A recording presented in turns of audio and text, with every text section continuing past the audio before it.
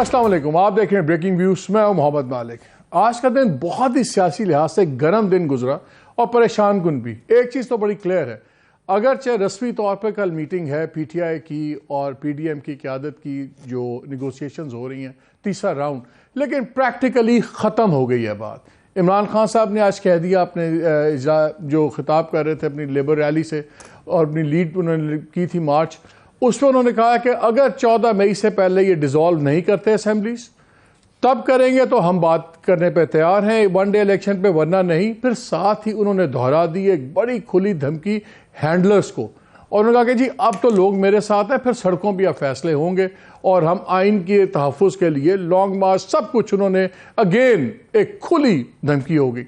और ये बिल्डअप था टेंशन्स का, जो पहले ही काफ़ी टेंशन्स चल रही थी। 29 का ट्वीट आपको याद है कि उन्होंने कहा कि मुझे एक बड़े बिजार किस्म के यानी कि अजीबो गरीब मेरे पे एक और FIR कर दी है और नज़र आ रहा है कि जो ताकतवर हैं, जो अपने आप को कानून से ऊपर समझते हैं, ये वो है और लग रहा है कि रूल ऑफ जंगल बन गया है और मेरे ख़िलाफ़ गद्दारी की हुई एक FIR रजिस्टर, क्योंकि मैंने तौहीन डर्टी हैरी की और तौहीन साइकोपैथ की। सो अगेन वो अब आपको मिजाज नज़र आ रहा है। मरियम नवाज़ आज एक अपने लेबर कन्वेंशन से ख़िताब कर रही थी, उन्होंने तो आज तमाम हदें वो भी क्रॉस कर गई। अगर खान साहब ने खुली धमकी दे दी है इदारे के सीनियर लोगों को, तो मरियम नवाज़ ने इस नाम लेके चीफ जस्टिस को तनकीद का निशाना बनाया, करप्शन की बेसिस पे जस्टिस मुनायर नकवी की बात की, 3 मेंबर बेंच को एक गैंग, टोला, ग्रोह और यहाँ तक कह दिया कि ये सारी जो सुप्रीम कोर्ट की ख़ास तौर पे 3-4 जजेस हैं, ये इतनी बड़ी साजिश का हिस्सा है जिसके तहत पहले इमरान खान ने गवर्नमेंट्स डिज़ोल्व की पंजाब और KP की और फिर ये गारंटीड थी कि ये लोग जो है ये बेंच या ये जुडिशल इस्टेब्लिशमेंट का वर्ड यूज़ किया, ये उनको नया इलेक्शन भी करवाएंगे और जिताए भी। और ये कि सितंबर की डेडलाइन है, सितंबर से पहले ये फौरी तौर पे इसलिए कराना चाहते हैं। सितंबर की बात क्यों हो रही है? सितंबर की बात शायद इसलिए हो रही है कि 16 सितंबर आखिरी दिन होगा चीफ जस्टिस साहब का अपने as a chief justice of Pakistan और फिर फ़ायज़ ईसा साहब आएंगे। लेकिन फ़ायज़ ईसा साहब आने से पहले ही अपने आने का जो सा है वो काफ़ी माशाल्लाह उन्होंने भी टेम्परेचर बिल्डअप करे। आज उन्होंने भी एक लेटर दे मारा है दोबारा। ये जस्टिस फ़ायज़ ईसा साहब और जस्टिस सरदार तारिक मसूद की तरफ से जॉइंट लेटर है to chief justice of Pakistan और इसमें उन्होंने दोबारा कहा है कि आपके पास मामला पड़ा हुआ है जस्टिस मुज़ाहिर अली नकवी के रेफरेंस का, जो करप्शन के चार्जेस हैं और स्टैंडर्ड लैंग्वेज है। पहले भी कहते थे कि जी या तो उनको एग्जॉनरेट करें, उनका ऑनर बहाल रखें, या सेकेंडली जो लॉजिकल चीज़ होनी है उसका करें, बहरहाल फैसला करें। और ये उन्होंने कहा कि we were waiting for you to convene a meeting, यानी कि अभी तक आप उस पर हम बड़ी देर से इंतज़ार कर रहे हैं। और उन्होंने कहा कि जब तक आप ये क्लाउड ऑफ आंसर, ये गैर यकीनी कैफियत में रखते हैं ये इस तमाम मामले को, तो खुद उनके जज के लिए नहीं, अदलिया की रेपुटेशन भी इसमें ख़तरे में है और उनका लोगों का जो एतमाद है और इंटेग्रिटी और इंडिपेंडेंस ऑफ जुडिशरी में, ये हमारे से डिमांड करता है कि आप और कोई दिन ज़ाया किए बगैर, requires us to proceed without any further delay, आप इमीडिएटली इसको जुडिशल काउंसिल में बुलाएं और सब कुछ करें। मरियम नवाज़ ने यहाँ तक कह दिया कि जी ये तो जजेस के बेंचेस नहीं बनते, हमने तो कानून बनाया है, 1 मैन रूल हमने ख़त्म किया, इसके लिए चीफ जस्टिस साहब ने उसको सस्पेंड कर दिया। इंटरेस्टिंगली कल ये केस भी है, डेडलाइन थी तो कल ये केस भी लगेगा, ये जो सस्पेंड हुआ है रिफॉर्म्स और प्रोसीजर का, और कल ही रिपोर्ट जाएगी इन मीटिंग्स की भी कि जी क्या फ़ैसला हुआ, क्या निगोशिएशंस का कोई पॉजिटिव इम्पैक्ट आया या नहीं आया। और 11 बजे टाइम शायद इसलिए पहले रखा हुआ है कि इसके बाद जाके PTI का अपना स्टांस होगा। आज उनके जो वाइस चेयरमैन साहब हैं शाह महमूद कुरैशी, उन्होंने कहा कि जी ठीक है, अगर नहीं बात होगी तो हम कल जाके बात करेंगे। वेरी क्विकली मैं बताना ये चाह रहा हूँ कि अंदर से 2 उनके मेन लोगों ने, ख्वाजा आसिफ साहब ने और जावेद लतीफ़ साहब ने खुल के इसकी मुखालफत की। आपने इब्तदाइये में सुना भी। बात ये नहीं है कि क्या हुई, बात ये है कौन कर रहा है। जावेद लतीफ़ साहब को पता है, बहुत क्लोज समझे जाते हैं मरियम नवाज़ साहिबा के, और एक ज़माने में तो इतनी क्लोजनेस थी कि जब मरियम नवाज़ और शहबाज शरीफ फैमिली में बड़ी टिफ भी चलती थी तो इनका झगड़ा भी हो गया। उस ज़माने में चीफ मिनिस्टर पंजाब होते थे शहबाज शरीफ साहब, और इनका लिटरली एक्सचेंज हॉट वर्ड्स हो गया, और शायद यही वजह है कि अभी तक वो साल गुजर गया है, वो वफाकी वज़ीर तो है लेकिन उनके पास महकमा कोई नहीं है। दूसरे ख्वाजा आसिफ साहब आए, ख्वाजा आसिफ साहब का एक बैलेंस रवैया होता है, लेकिन is very close to Nawaz Sharif, वो भी उनकी मर्जी के बगैर बात नहीं कर सकते, और उनका ये कहना कि हमें मजबूरी से नेगोशिएशन से बिठाया गया है, ये क्लियर होता है कि ये एक हुज्जत ही थी शायद, ये जितना डायलॉग था, और दोनों की साइड्स अपनी है। और मैंने आपसे इस प्रोग्राम में कुछ दिन पहले खबर ब्रेक भी की थी कि हाईएस्ट लेवल पे फैसला कर लिया हुआ है मुस्लिम लीग की क़यादत ने कि अगर इलेक्शन होने हैं, जो भी होने हैं, गवर्नमेंट एक्शन होनी है, 16 सितंबर के बाद होंगे इलेक्शन, इन चीफ जस्टिस के होते हुए नहीं होगा। और आज जो कर दिया मरियम ने, जो बातें कर दी हैं उन्होंने, इसके बाद अब देखना होगा कि अदालत अब भी खामोश रहेगी।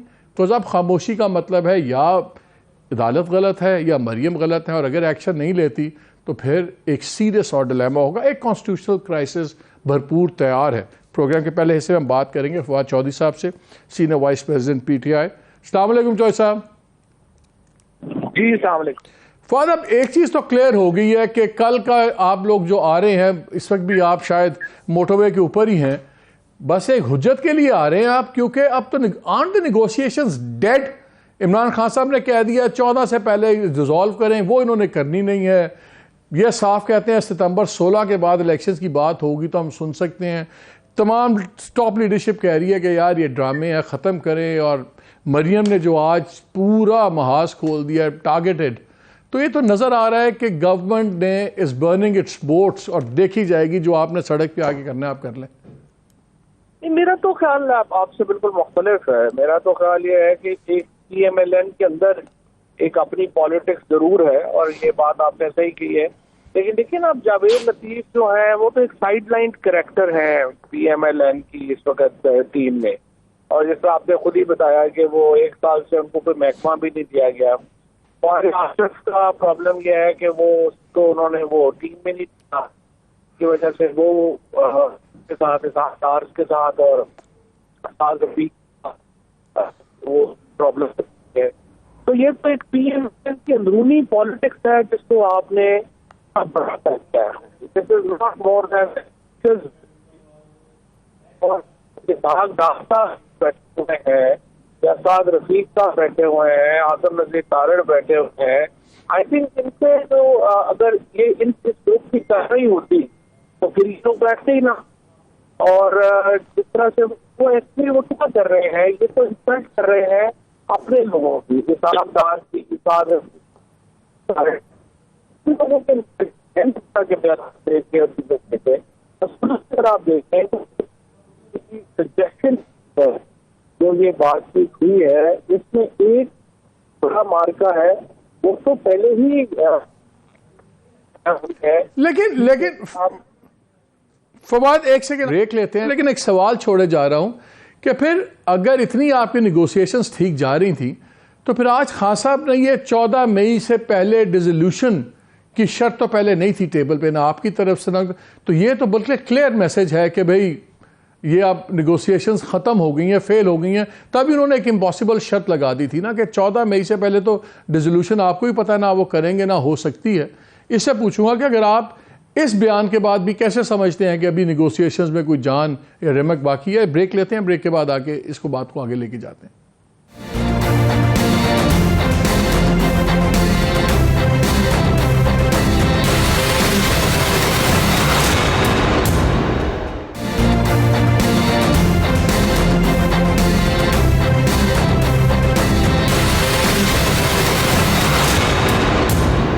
जी वेलकम बैक जी। अब आपको आई थिंक मेरी आवाज बेहतर जाएगी। तो ये बताइए, तो आज तो प्रैक्टिकली खान साहब ने नहीं खत्म कर दी बात जी। सवाल मैं रिपीट कर रहा हूं फवाद चौधरी साहब के इमरान खान साहब ने जो आज 14 मई वाली एक नई शर्त डाल दी है, क्या उन्होंने फ्रैंकली प्रैक्टिकली ख़त्म नहीं कर दी नेगोशिएशंस? क्योंकि एक ऐसी शर्त है जो आपको सुनते ही पता लग जाता है कि इम्पॉसिबल है, और गवर्नमेंट नहीं 14 मई से पहले रिजाइन करेगी, डिसेंबल करेगी। तो ये आज तो इमरान खान साहब ने खुद ही नहीं ख़त्म कर दी नेगोशिएशंस। नहीं देखिए, ये तो अब इसके अब दो मरहले हैं ना। एक मरहला जो है वो ये था कि आप इलेक्शन पूरे मुल्क में एक दिन में कराएं। अब हमने ये जो बड़ा मरहला है इसके ऊपर तो आगे बढ़े हैं और कहा है कि जी एक दिन में करा लें। अब उनकी डेट है अगस्त या सितंबर, अपना ये जुलाई एंड में। हम कह रहे हैं कि नहीं आप 14 मई को दे लें। अब ये डेट में देखें ना, सिर्फ 60 अराउंड 50 ऑड डेज का फर्क है, तो वो तय हो सकता है, कोई इतनी बड़ी प्रॉब्लमेटिक चीज नहीं है। और मेरा ये ख्याल है हमारा जो असल प्रॉब्लम है ना वो ये है कि हम चाहते हैं कि गवर्नमेंट बजट ना दे, क्योंकि बजट देने में जो प्रॉब्लम्स हैं वो ये है कि आपको मालूम है इंटरनेशनल इस वक्त जो मॉनेटरी इंस्टीट्यूशंस हैं उनके साथ जो हमारे पाकिस्तान के ताल्लुकात हैं वो बड़े प्रिकेरियस हैं। और अगर ये बजट देंगे और उससे में ये इन्होंने कवामी बजट देने की कोशिश की तो उससे फिर हमारे जो इंटरनेशनल क्रेडिबिलिटी है वो बहुत खराब हो जाएगी और हमारी मुश्किलात में बहुत इजाफा हो जाएगा। वो ठीक है, लेकिन मुझे थोड़ा सा अजीब लगता है जब आप लोग एलिफेंट इन द रूम की बात नहीं करते। कभी अभी आपको थोड़ी देर पहले एक प्रोग्राम में सुन रहा था तो आपने पंजाब गवर्नमेंट का कहा कि जी पता नहीं, वो तो आपको भी पता है कि पंजाब गवर्नमेंट किसके ताबे है, ना तो वो शहबाज शरीफ के ताबे है ना किसी के, आपको पता है किसके ताबे है। आज इमरान खान साहब जो बात कर रहे हैं उन्होंने खुला कहा है कि ये और इनके handler, elephant in the room तो आपका मसला ये बजट भी नहीं है, आपका मसला शायद ये भी नहीं है कि सितंबर के शुरू में होता है कि सितंबर में। क्लियर बात है कि जो आपका और इस्टेब्लिशमेंट की बहुत ज़्यादा खलीज है, मिसट्रस्ट की बात है, वो कम हुए बगैर ये बात समझ नहीं आती कि किस तरह रिजॉल्व होगी। लेकिन खास साहब रोज़ाना इसको बढ़ा देते हैं। ये let's talk frankly, boldly and bluntly. नहीं, देखिए ये बात मैं आपकी थोड़ी एग्री नहीं करता। खान साहब रोजाना नहीं बढ़ा देते हैं। दूसरी साइड में जब आप जाके परवेज इलाही के घर के ऊपर उनका दरवाजा तोड़ देंगे, खामखा की लोगों को उठा के जो जेलों में दे देंगे, उसकी वजह से बढ़ जाता है ना। मैं आपकी बात से एग्री कर रहा हूँ। देखिए एस्टेब्लिशमेंट के साथ ताल्लुकात बेहतर होना बहुत जरूरी है और होने चाहिए, लेकिन मसला ये है कि ताली दोनों हाथों से बजती है। एस्टेब्लिशमेंट के अंदर भी मैं तो आपके साथ आपके प्रोग्राम में भी और पहले भी ये बात कर चुका हूँ कि बहुत अहम है कि कम्युनिकेशन खुले और जो भी अगर शिकवे गिले हैं या कुछ है वो हो नहीं रही है। अब उसके नतीजे में जो तलखियां हैं वो बरकरार हैं, या जब भी आप काम करने की कोशिश करते हैं उसमें कामयाबी नहीं होती। तो ये बात सही है। इससे मैं भी पहले पिछले प्रोग्राम में ये भी कहा था कि मुझे नहीं पता कि ये जो मुज़ाकरात हो रहे हैं इसमें हुकूमत को कितनी सपोर्ट हासिल है एस्टेब्लिशमेंट, और अगर वो एस्टेब्लिशमेंट इसके पीछे नहीं है तो फिर कामयाबी के चांस ज़ाहिर है कि कम हो जाते हैं। क्या परवेज इलाही साहब के घर में जो हुआ, क्या उससे ये मैसेज तो नहीं मिलता कि ये लोग कहीं सीरियस ही हो गए, मुज़ाकरात में जज्बाती हो गए, and they needed to be reminded कि यार की हो गया तानू, जज्बाती हो गए। ये तो देखे ना, ये अब primarily this is for the PMLN team to think about that, और नून लीग की जो टीम है उसको ये देखना है कि क्या उनको वो सपोर्ट हासिल है या नहीं है। क्योंकि मैंने जैसा अर्ज किया, हमारे साथ तो कोई कम्युनिकेशन है नहीं। कम्युनिकेशन हो तो फिर तो हम कोई बात कर सकते हैं। तो in the absence of any communication. अच्छा, आपकी मैं जब खान साहब से भी मिला, आपसे भी बातें होती हैं, बाकी दोस्तों से भी बातें होती रहती हैं, मुझे एक तासुर मिला कि शायद आप लोगों की टॉप लीडरशिप को ये बड़ा यकीन है कि when the push comes to shove तो एस्टैब्लिशमेंट और इवन द प्राइम मिनिस्टर ये पीछे हट जाएंगे और सुप्रीम कोर्ट के आगे सरनगू हो जाएंगे। फिर हमने देखा प्राइम मिनिस्टर ने आके हाउस में बयान दे दिया कि जी मैं पार्लियामान के साथ हूँ, मैं 1000 बारी मुझे डिस्क्वालीफाई करें मैं तैयार हूँ। तो वो एक निगेट हो गया। आज जो मरियम जिस तरह गर्जी बरसी हैं, नाम ले के चीफ जस्टिस का, मज़ाहिर नकवी को उन्होंने ओपनली करप्ट कह दिया जज साहब को, उन्होंने गैंग ऑफ 3 कहा, जी ये साजिश हो रही है। क्या ये लिंक चीज़ें हैं कि आपके ख्याल में इतने सत्तू गवर्नमेंट के अपने हैं और लीडरशिप के कि वो इस तरह सुप्रीम कोर्ट को टोटली टेक ऑन करें? उनको पता है इसका नतीजा कहाँ जा सकता है? नहीं, मेरा ख्याल है कि ये बात आपकी सही है, क्योंकि इनका ख्याल ये है कि फौज हमारे साथ किस कदर आगे चली जाएगी कि वो सुप्रीम कोर्ट के इदारे को ही रोन देगी, वो आइन को ही रोन देगी। अब हमें नहीं पता फ्रेंकली कि क्या ये अंडरस्टैंडिंग है, और अगर है तो ये तो फिर बड़ी अजीब बात है।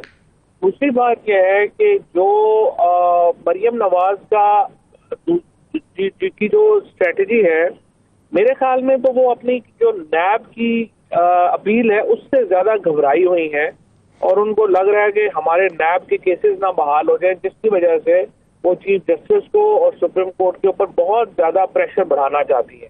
उनका ये अपने शहबाज शरीफ की डिस्क्वालिफिकेशन से इतना उनका कंसर्न नहीं है, बल्कि वो चाहती है ये डिस्क्वालीफाई हो जाए ताकि उसके नतीजे में प्रेशर और बढ़ा दिया जाए।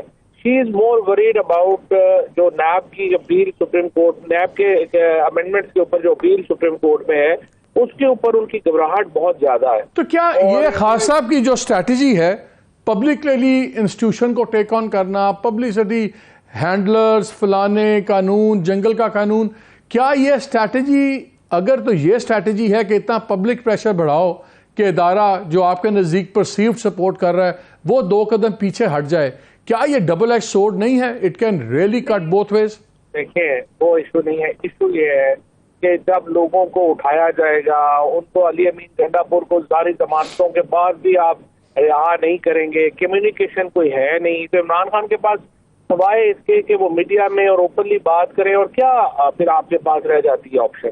आप ऑप्शन बताएं ना, क्या है उनके पास? तो जब आप जब कम्युनिकेशन ही नहीं होगी, जब कोई बात ही नहीं हो सकती है, तो फिर इमरान खान ने पब्लिकली बात करनी है और क्या करेंगे? चले मुझे एक बात बताएं, 1-2 सवाल आखिरी। आप, मुझे पता है इस वक्त आप इस्लामाबाद ही आ रहे हैं, टॉक्स के लिए आ रहे हैं, हम यहाँ बैठ के हमें नज़र आ रहा है, आई अंडरस्टैंड कि you would like to keep optimism alive, कि ये अब एक बिल्कुल हुज्जत है, कुछ नहीं होगा इसमें। और जो आज बयानिया आ गया सुप्रीम कोर्ट के बारे में मरियम का, आज तो तमाम लाइन्स फवाद आपने सुनी क्रॉस हो गई। उन्होंने कहा है करप्शन बचाने के लिए नाम लेके जस्टिस एजाजुल एहसन साहब का, जस्टिस मज़ाहिर नकवी साहब का, चीफ जस्टिस साहब के ऊपर कि आप लोग चाहते हैं कि आपके होते हुए इलेक्शन, और हमने खबर ब्रेक भी की थी कि सितंबर की 16 से पहले कभी नहीं मानेगी गवर्नमेंट, इन्होंने फैसला किया हुआ। ये अब सूरत हाल है। बात ये है, there is a method to the madness.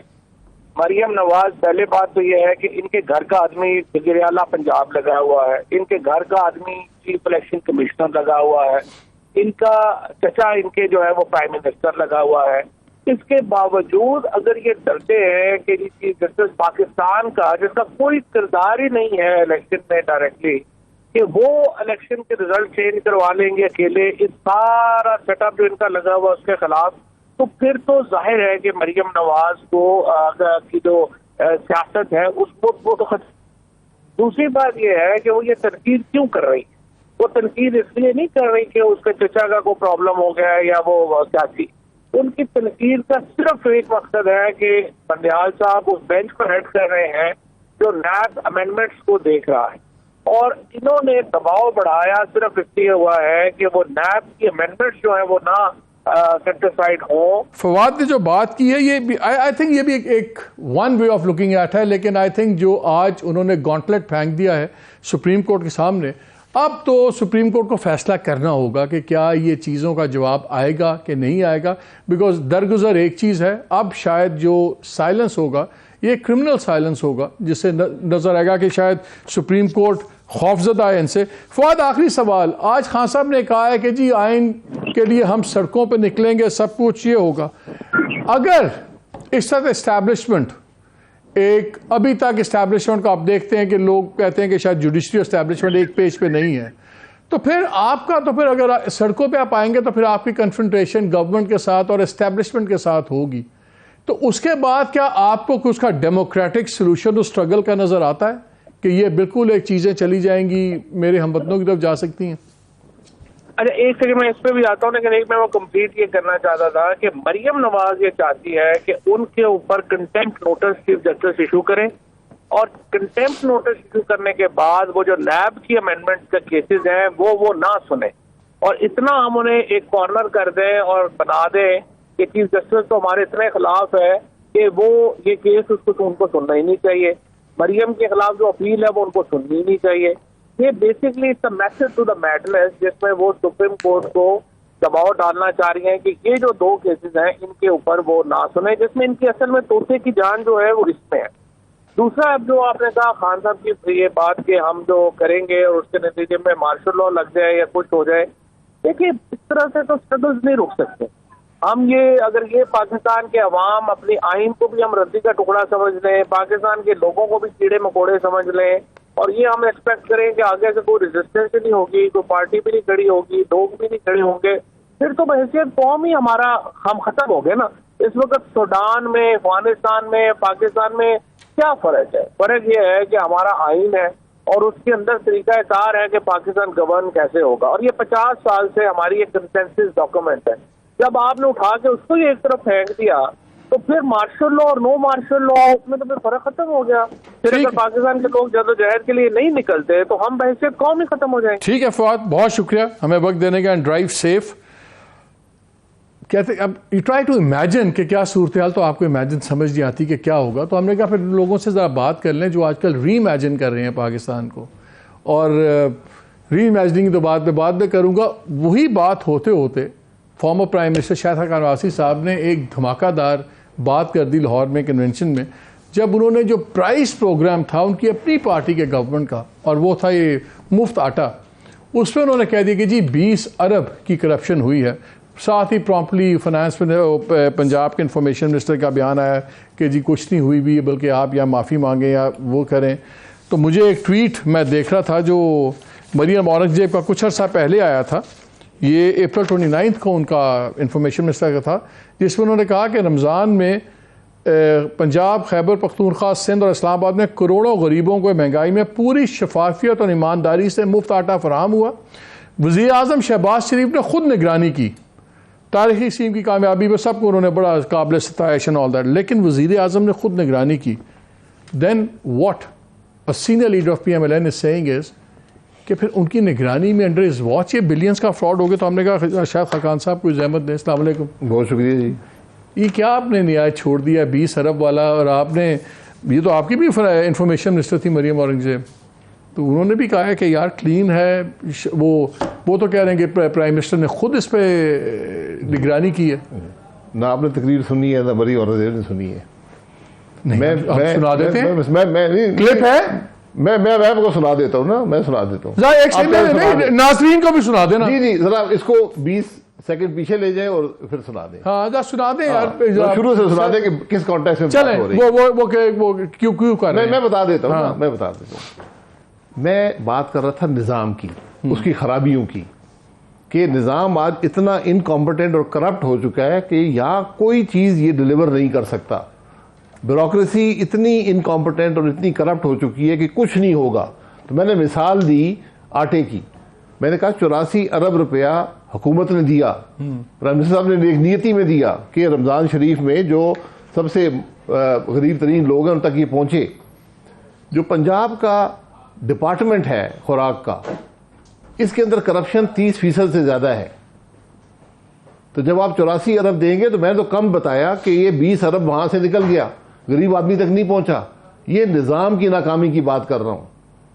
मैंने ना पंजाब हुकूमत, लोगों की गवर्नमेंट सी पंजाब में, मेरी गवर्नमेंट हो, आपकी गवर्नमेंट हो, इमरान खान की हो, जिसकी मर्जी हो, ये करप्शन सिस्टेमिक करप्शन हो चुकी है।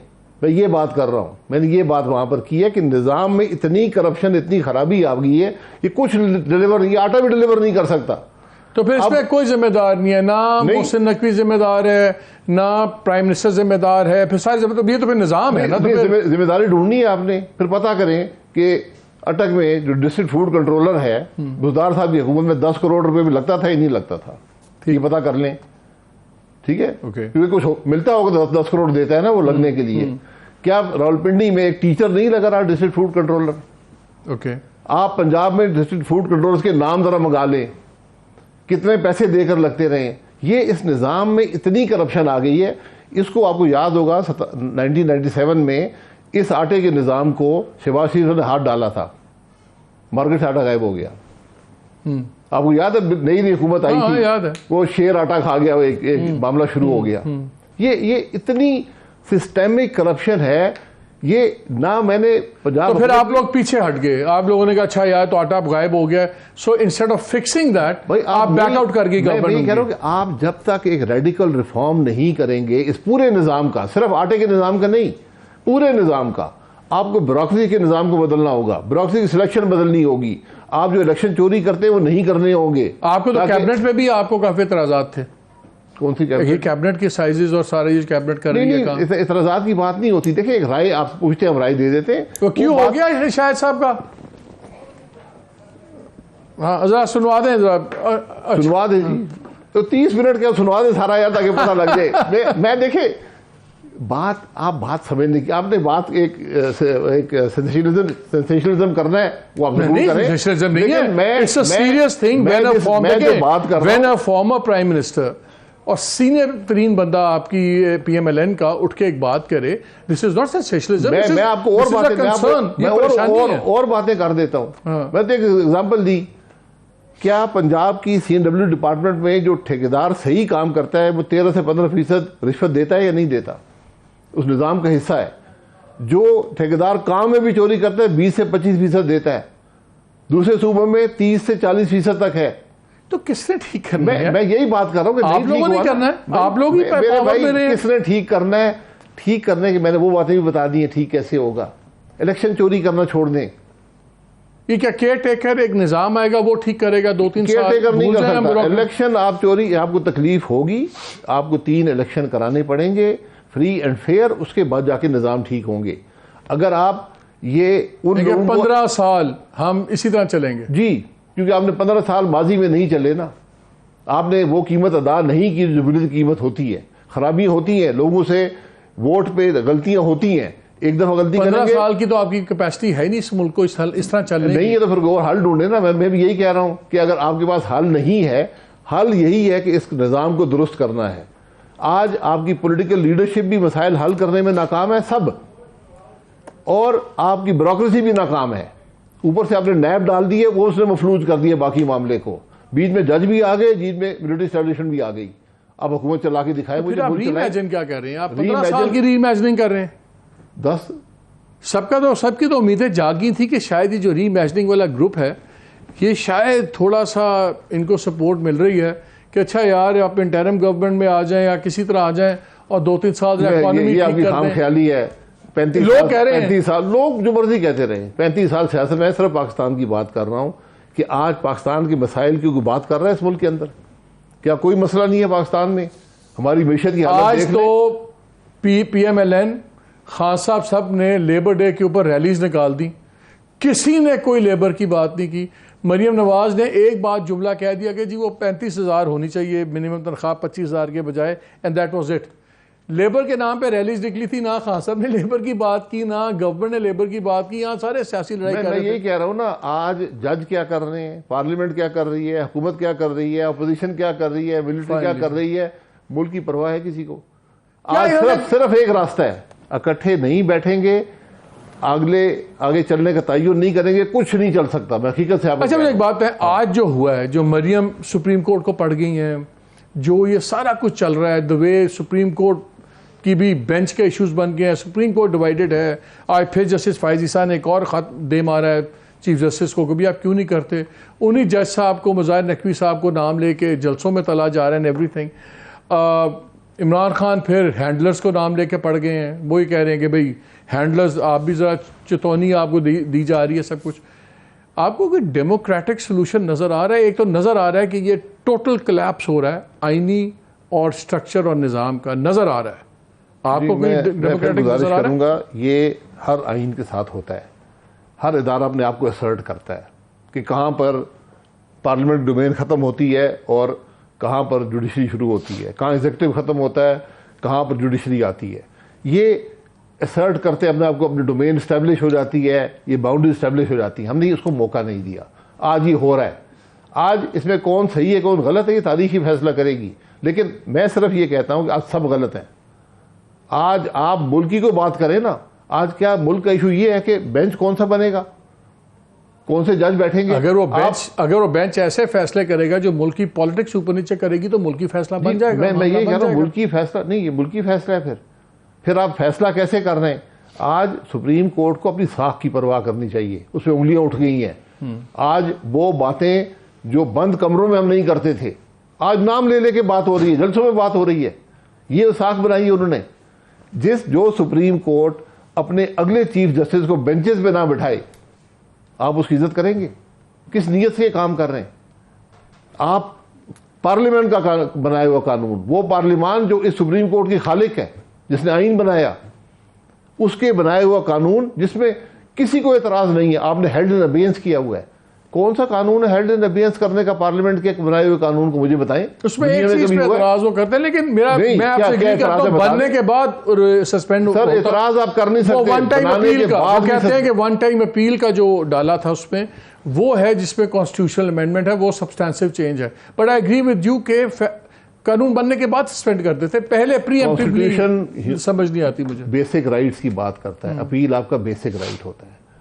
आप खुद एक नोटिस ले रहे हैं एक चीज का, सुप्रीम कोर्ट ले रहा है सुओ मोटो, और उसके बाद आप कहते हैं अपील नहीं देंगे। ये कौन सी बात हुई? ये तो कानून की खिलाफवर्जी है, ये करना ही कानून की खिलाफवर्जी है। आपने रगड़ दिया सबको, आपने कहा ये सारे बंदे इकट्ठे कर लें, 10 बंदों की काबीना नहीं बना सके। मतलब कि रिजल्ट हाजिर है आपके सामने ना, मुल्क के हालात कहां पे हैं। तो ये काबीना का फेल हो गई। आज 2 साल में सब जितने इस मुल्क के सियासतदान हैं मेरे समेत सब हुकूमत का हिस्सा हुकूमत कर चुके हैं पिछले 2 साल के अंदर। इमरान खान से लेकर शहबाज शरीफ तक सब, हर पॉलिटिकल पार्टी का हिस्सा है हुकूमत में। मुल्क के हालात क्या हैं, रिजल्ट क्या है? तो फिर इलेक्शन होगा तो ये लोग वापस आ जाए। यही होगा, मैं ये कह रहा हूं। तो फिर इलेक्शन ना हो, इसलिए नहीं, इलेक्शन आपने करवाने, इलेक्शन ना करना एक बड़ी खराबी होगी। आपका काम ये है, आज जरूरत इस बात की है कि ये इस मुल्क में 6 अफराद हैं, मैंने बार बार नाम भी लिए हैं। 4 पॉलिटिशियन हैं, एक चीफ जस्टिस हैं, एक आर्मी के चीफ हैं। एक टेबल पर बैठें और इस बात का तयन करें कि हमने आगे क्या करना है। 4 में कौन है? नवाज शरीफ, आसिफ जरदारी, इमरान खान, मौलाना साहब, और भी बिठा लें, पॉलिटिकल लीडर्स बिठा लें, अब और भी बिठा लें, कोई ऐसी बात नहीं। मैंने 4 बड़े लोगों का नाम ले लिया, बैठे और तयन एजेंडा बनाए कि हमने आगे करना क्या है। आपके पास कोई चॉइस नहीं, कॉम्पिटेंस सलाहियत ही नहीं है निज़ाम के अंदर। मैं माजरत से कहता हूं, सलाहियत ही नहीं है। पॉलिटिकल सिस्टम में सलाहियत नहीं है, ब्यूरोक्रेसी में सलाहियत नहीं है, ऊपर से नैब आ गया, हुकूमत कैसे चलेगी? अब गवर्नमेंट ने खुली गिल को कहते हैं chill.com कर दिया सुप्रीम कोर्ट को, जो आपका बस चलता है करें, हमने आपकी बात नहीं होना था, एक दिन होना था। सुप्रीम कोर्ट कहती है आप वो भी पंचायत वाला रोल अदा करिए, बैठ जाए। नहीं, सुप्रीम कोर्ट भी एक फिक्स में है कि अगर वो ऑर्डर देती है तो वो पूरा होता है, इंप्लीमेंट होता है कि नहीं होता। हमेशा हमने माजी में देखा है जब भी क्लैशेस हुए हैं तो फौज और सुप्रीम कोर्ट एक पेज पे होती थी और फैसला इंप्लीमेंट हो जाता था। अब सिचुएशन में लग रहा है कि फौज और जो है जुडिशरी एक पेज पे नहीं है। अब अगर सुप्रीम कोर्ट के अगेंस्ट फौज उनकी एड को नहीं आती, जो है गवर्नमेंट वो उनकी बात मानती नहीं है, तो एक टोटल कोलैप्स है। क्या हम अब एक अनडेमोक्रेटिक सिचुएशन की तरफ तेजी से जा रहे हैं?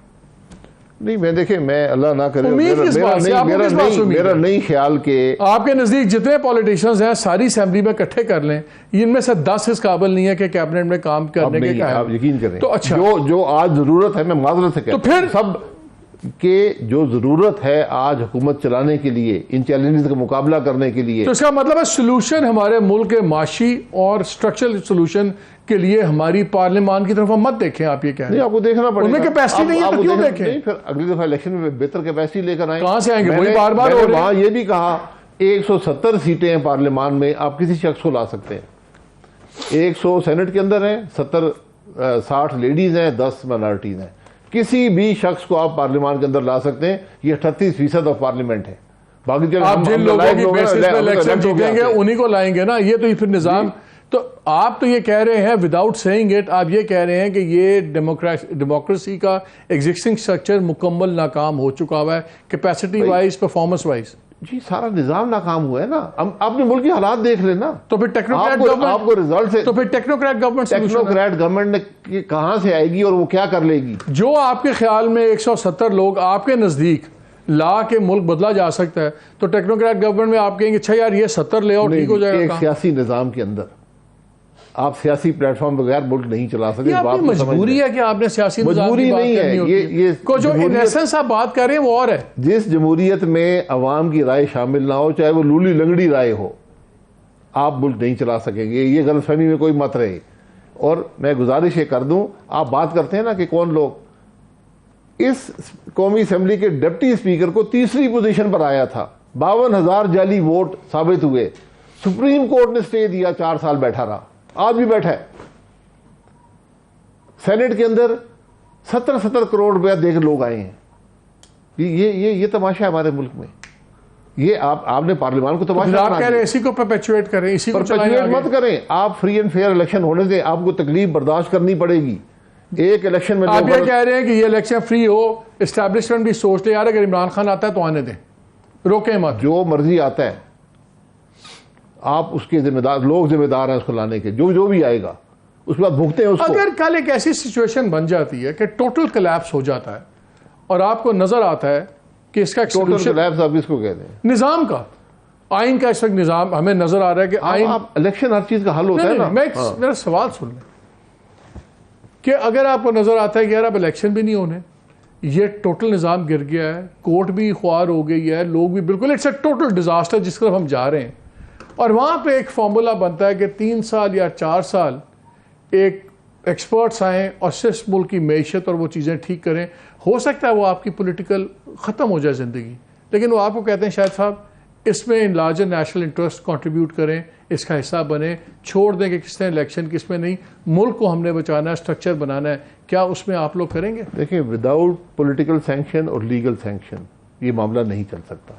अच्छी सोच है, मैं इसे डिसएग्री नहीं करता हूं, लेकिन अगर इसको पॉलिटिकल सैंक्शन नहीं होगी, इसके पीछे पॉलिटिकल सैंक्शन आपको नहीं होगी, नहीं होगी तो फिर मत करें। मैं आपने नहीं, मेरा सवाल ये है ही नहीं कि क्या ना, मैं तो नहीं करना, मेरा तो एक सिनेरियो पेंट कर रहा हूँ। सिनेरियो नहीं चलेगा, मैं कह रहा हूं कि अगर लार्जर नेशनल इंटरेस्ट में ये आप जैसे 20 लोग कहते हैं यार हम अपने करियर की कुर्बानी दे देंगे, हमारी सियासत खत्म हो जाएगी, लेट द पीपल जज अस, जो मर्जी हमें समझें, लेकिन हमने मुल्क बचाना है, उस कंडीशंस में आप लोग काम करने में तैयार होंगे? जो आदमी अवाम की मर्जी के बगैर वहां पर आएगा वो हुकूमत नहीं चल सकती। अवाम की मर्जी तो अगर 1 साल में डिलीवरी 2 साल में शुरू होगी तो अवाम की मर्जी आ जाती है। नहीं, वो लोग कहेंगे मर्जी पहले आती है, आप बाद में आते हैं, आप वहां पर ऑपरेट नहीं कर सकते।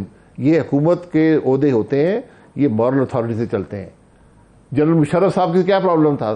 9 साल क्या करते रहे? लेजिटिमेसी ढूंढते रहे। ज़िया-उल-हक साहब क्या करते रहे? लेजिटिमेसी ढूंढते रहे। यूब खान क्या करता रहा? आखिरी वक्त तक लेजिटिमेसी ढूंढता रहा। के पहले 3 साल तो बड़े अच्छे थे, जब उनको सियासत भर का शौक हुआ उसके बाद उनकी ख्वारी शुरू हुई ना, जब तक डिक्टेटर थे ठीक थे। सियासत का शौक क्यों होता है? लेजिटिमेसी ढूंढते हैं कि मॉरल अथॉरिटी है मेरे पास फैसले करने की, इसलिए पार्लियामान होते हैं, अवाम की फैसलों से आते हैं। आपको तकलीफ जरूर होगी, इलेक्शन आप कराएंगे, एक आदमी इलेक्ट होता है मुल्क को तबाह कर देगा, अवाम भुगतने दें उनको, जो उसको लाते हैं उनको भुगतने दें, ये आप जिम्मेदार नहीं है, जो लाते हैं भुगतें। गवर्नमेंट जब अब जो केयरटेकर गवर्नमेंट आएगी, अगर सितंबर में आती है अगस्त के अंदर, क्या आपको 60 दिनों की नजर आती है कि 600 दिनों की नजर आती है? Give me your honest answer. ये ना मुझे क्या होना चाहिए? 60 दिन से ऊपर जाएगी मुल्क के लिए बुरा होगा, तबाही होगी। तो अगर 60 दिन के बाद यही सारे वापस आ जाएंगे तो फिर अच्छाई क्या होगी? अगर ये जो लोग अवाम इस मुल्क की अवाम लाएंगे ना, अवाम भुगते हैं फिर उनको। यार ये कोई सजा चल रही है कि अवाम क्योंकि मासूम है? जिस अवाम को आपने पढ़ाया नहीं, आपकी पार्टी ने भी 30-30 साल पावर में रहे हैं, उनको जहालत में रखा, उनको इलेक्ट्रिसिटी में रखा, उनके काम नहीं किए, सारे बिलियनर्स हो गए, पॉलिटिकल एलीट जो सी एक एलीट क्लास बन गई, सारे पॉलिटिकल बिलियनर बन गई, और उसकी सजा सारी अवाम भुगते। ये क्या लॉजिक आप लोग देते हैं? इल्जाम आप नहीं लेते, आप कहते हैं हमारा कसूर नहीं। फिर आप आइन बदल दे, आइन बदल दे। ये आपका आइन कहता है, मैं नहीं कहता हूँ। आइन आपका कहता है कि मुल्क का निज़ाम कैसे बनेगा और कैसे चलेगा।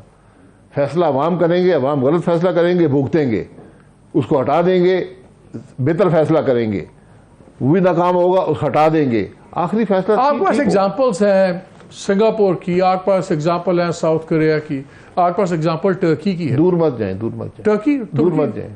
और किसका काम? अपने हमसाये में देखें।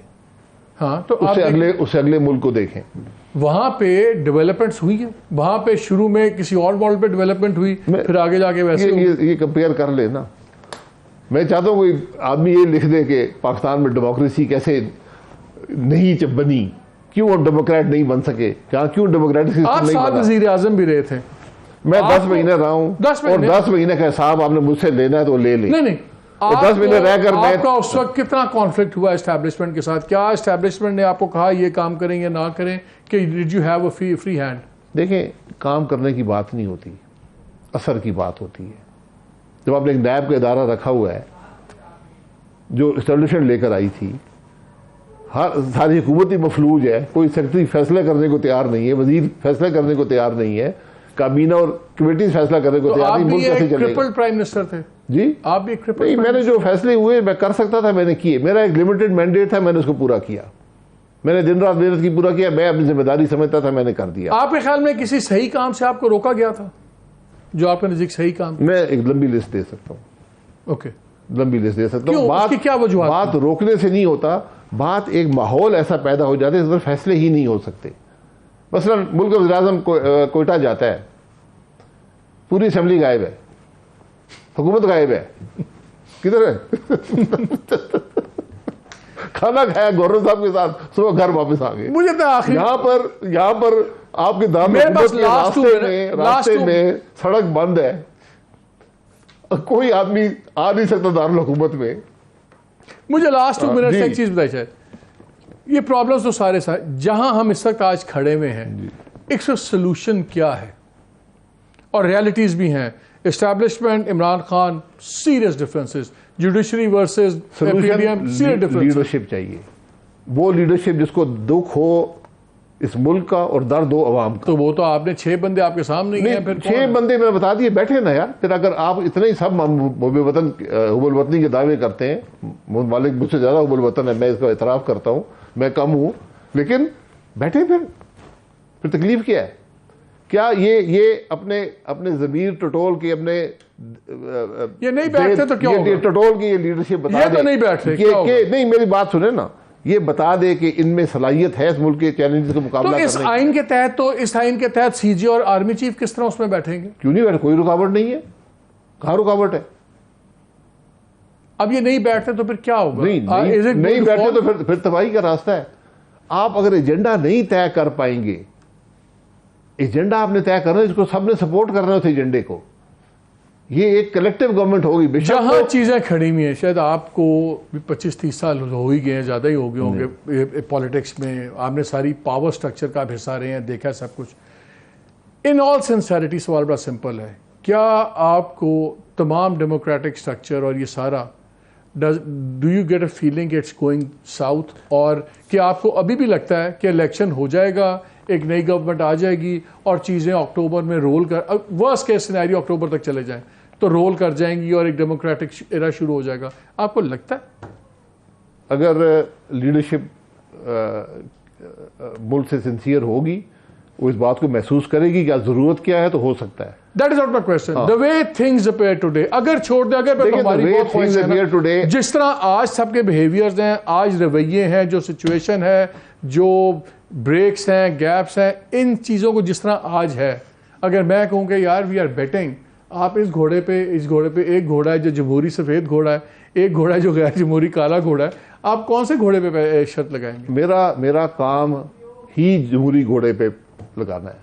इवन आपको नजर भी आ रहा है कि जिम्मेदारी है, मेरा काम। अगर मैं ना लगाऊंगा तो कोई और भी नहीं लगाएगा। लेकिन मैं एक गुजारिश कर दूं, जिस साल में पैदा हुआ था उस साल एक आदमी ने एक तकरीर पढ़ी थी, उसके 10 साल बाद एक और आदमी ने एक तकरीर पढ़ी, उसके 10-11 साल बाद एक और आदमी ने तकरीर पढ़ी, फिर 15-20 साल बाद खतरा है पढ़ने का। वही तकरीर थी, कोई एक पैसे का फर्क नहीं था। We have run out of time, we have run out of time। आप अपनी मर्जी के घोड़े पे जो भी आपने करना है, बेट लगानी है या वोट डालना है, लेकिन हालात बड़े ही गंभीर हैं and we hope sanity prevails. मेरे पास और वक्त नहीं है बात करने का, इजाज़त दीजिए। अल्लाह हाफिज़।